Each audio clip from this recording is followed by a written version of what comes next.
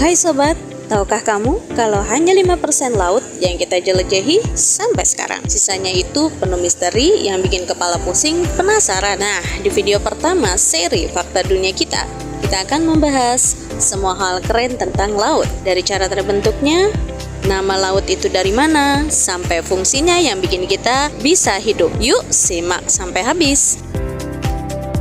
Sebelum kita masuk pembahasannya, alangkah baiknya klik tombol subscribe, like, komen, dan share sebanyak-banyaknya supaya aku lebih semangat lagi membuat konten-konten tak unik misteri dunia selanjutnya. Oke, kita masuk saja ke pembahasan selanjutnya.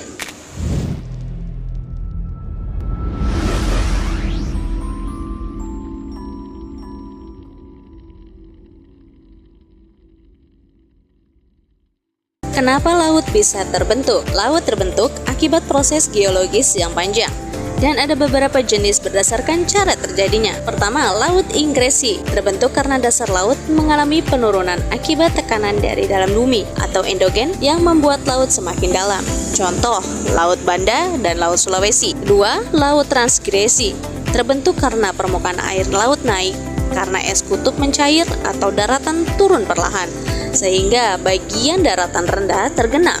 Contoh, Laut Jawa dari dangkalan Sunda yang tenggelam. Ketiga, laut regresi terbentuk karena laut menyempit akibat banyak endapan lumpur dari sungai yang masuk ke laut, contohnya Laut Flores. Secara umum, proses pembentukan laut juga terkait dengan pergeseran lempeng benua selama jutaan tahun yang menciptakan cengkungan yang kemudian terisi air asin. Tahukah kamu kenapa dinamakan laut? Nama laut berasal dari bahasa Melayu kuno yang berakar dari bahasa Sanskerta, sagara, artinya lautan atau perairan luas. Di masa lalu, orang juga menggunakan istilah seperti segara dari bahasa Sanskerta juga untuk menyebut perairan asin. Secara istilah, laut biasanya merujuk pada perairan yang lebih kecil atau terhubung dengan lautan besar.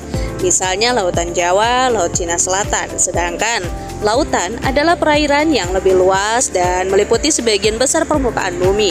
Tapi kadang-kadang keduanya digunakan secara bergantian loh. Selanjutnya, apa fungsi laut tersebut? Laut memiliki fungsi sangat penting bagi bumi dan kehidupan. Yang pertama, sumber oksigen. Lebih dari 70% oksigen di bumi berasal dari fitoplankton di laut. Kedua, mengatur iklim. Laut menyimpan dan mendistribusikan panas sehingga mempengaruhi cuaca dan musim di daratan. Tiga, sumber makanan.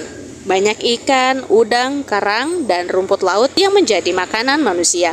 Empat, jalur transportasi.